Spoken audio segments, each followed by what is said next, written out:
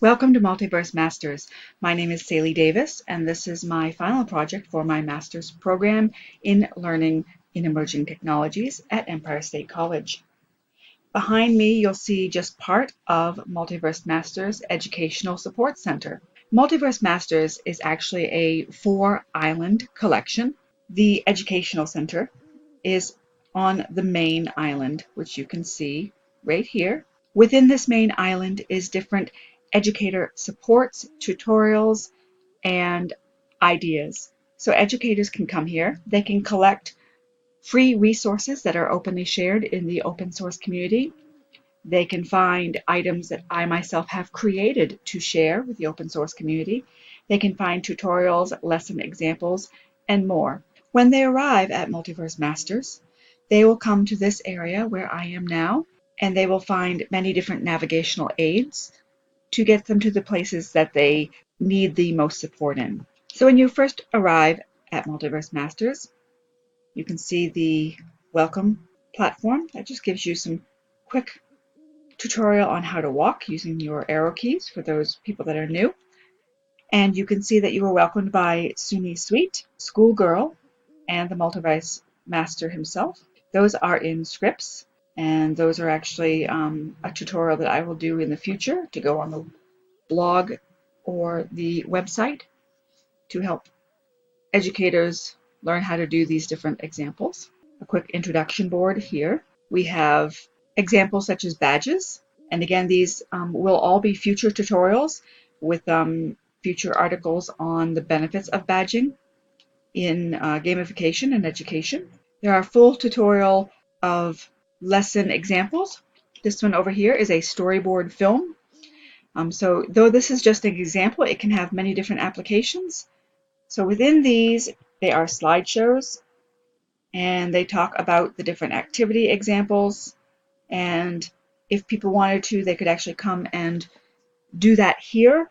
Now, with some permissions, they would actually need to become a member of Multiverse Masters as a group if they wanted to do it here, but they can also take copies of these and create their own similar setup on their own virtual island. And that's what this island basically is designed for, is to give inspiration and support and ideas and tools to educators to see what they can do in these environments with their students. So there's lots of different navigational tools. I found that that was very important in this section so that educators could come and find exactly what they were looking for.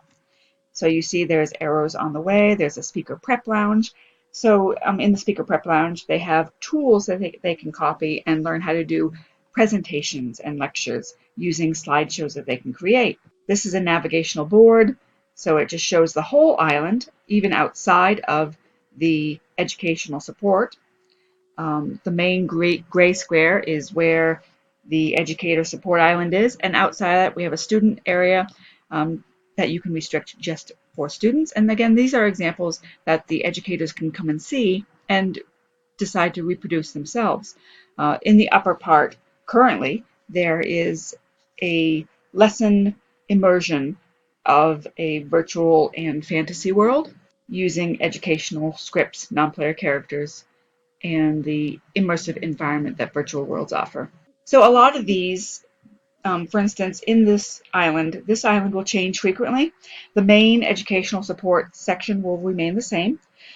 However, whenever something is removed, such as at some point the labyrinth, the medieval area will be removed. I did remove the Mirror Kingdom recently, but those will be cataloged through video on the blogs and website to keep that factor as inspirational points and examples for other educators.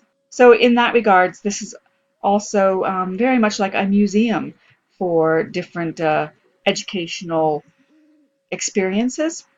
So these may stay in a section of the museum, even if I decide at some point to remove the exhibits or the areas themselves, there'll be a catalog of the area and what was there. So as you can see, there's lots of resources for avatars, avatar clothing. There's even more upstairs. You have lots of different teleport options to get you directly where you need to go. This is the main island, the educational aspect with the ability simulation, the exercise area, and vertical challenge. These are small examples of different educational content. And you have the links to my blogs and websites in that area as well. You are able to teleport and hypergrid from here. And as I was saying, over here is the actual areas in visual form. I wanted to give lots of different opportunities for people to browse freely, interact with objects. For instance, this one is an interactive light share. You can change the whole feel of the whole environment. If we look up a little bit. So you can see that you can go upstairs for many of these exhibits, and you can teleport right through the teleportation device if you don't want to walk upstairs. And there's also the train station. So if we teleported to this train station, that's how we would access a lot of these other areas. Now, all of these areas are actually within that one square, the main island. So this is the train station. This is another area for being able to transport around to the different areas. And you see this is a very interactive little section. You can hear the trains. Now in the room in there is a lot of scripts and gamification scripts. Again, there's lots of tutorials. So you have the unscripted NPC models and training room. You have the ability simulation, which is a complete simulation on disabilities. Nutrition simulation, these are all examples, but they are complete curriculums. Small games and social simulation. So if you click on the information, it tells you a little bit more about them. You'll get a note card. And so instructors can come here, they can see if this is an area they want to visit. So a lot of this is very interactive. Some of it is interactive fun. You know, these bikes can be copied and rode. Most of these items give out food items that your avatar can eat. I wanted to show and keep this as realistic as possible to the original design. This is actually an open source design, the building itself. I have altered it in many ways. These are news, and these are links to the virtual libraries. So it's also supporting the open source community and everything that people can learn from that. So if we were to, of course, there's an inventory lodge that has some of my own inventory things that I've created and that I'm sharing. Virtual comms is about communication and how you use communication in the virtual world. The movement is about the different ways to move, and also how movement can be used in theater and dance. There's lots of options. The camera shop, of course, has the film study in it and teaches how to take pictures, how to take snapshots. These are all very beneficial for educators because they need to learn the environment to be successful in teaching within it. And this goes upstairs. So in the upstairs area, there are also several very useful items. There is the Empire State College and the Graduate Student Collaborative Rooms. There is supplies like footgear, clothing, avatars, and then in the back of many of these rooms are student example areas and presentation example areas. So you can actually see classrooms, how they might be set up, and there are equipment and free supplies that people can gather. So you see all of these items can be copied. They're all open source. It shows different ways to present, different types of presentation boards. Students can come in here and they can sit down as their avatar. They can actually browse the websites themselves. So you see this is Google. So if you are an instructor, you can play videos up on the video screens. You can put notes on the note boards. You can direct them to certain websites and they can go to those websites.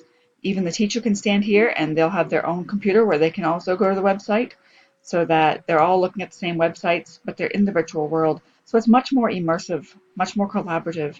There is a sense of presence. And these are, again, slideshows from different presentations. Here's another little example of how you can set up a presentation with different types of desks. You can set up presentations for people to look at. There's lots of different ways to communicate. So if students came in here by themselves, they could drop notes and text messages.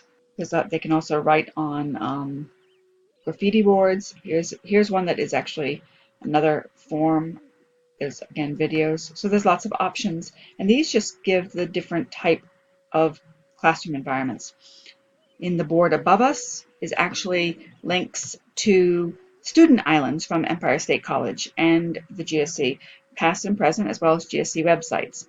So you see there's lots of options for communication, exploration, and the sharing of information. And as you can see, most of these are interactive.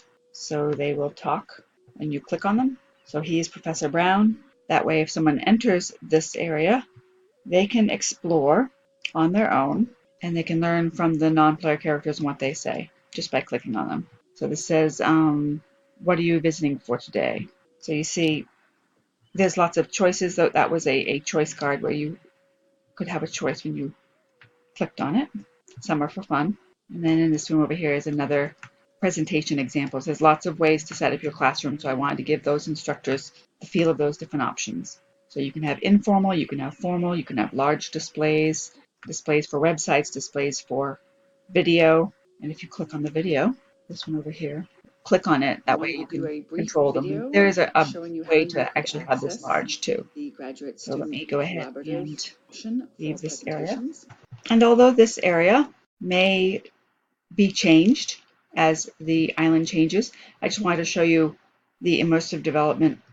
So there'll always be something going on in publicly accessed areas. Right now, this is a gamification area for education.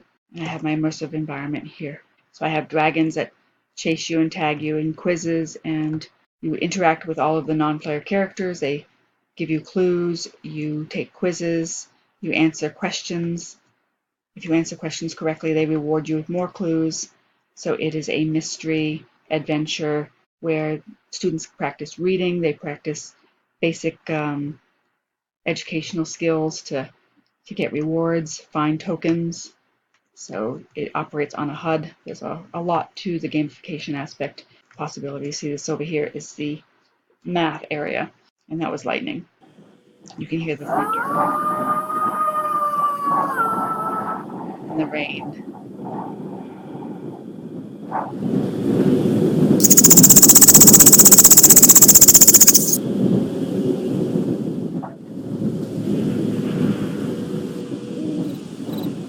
And this would be where that comes in really handy. Let's see if I can get back to it.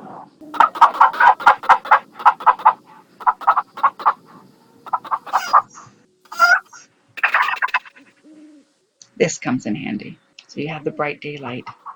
And then you have the scary night. And as you can see, you can really change the appearance of the environment very easily using these types of controls and tools. So you can really set the mood for the adventure.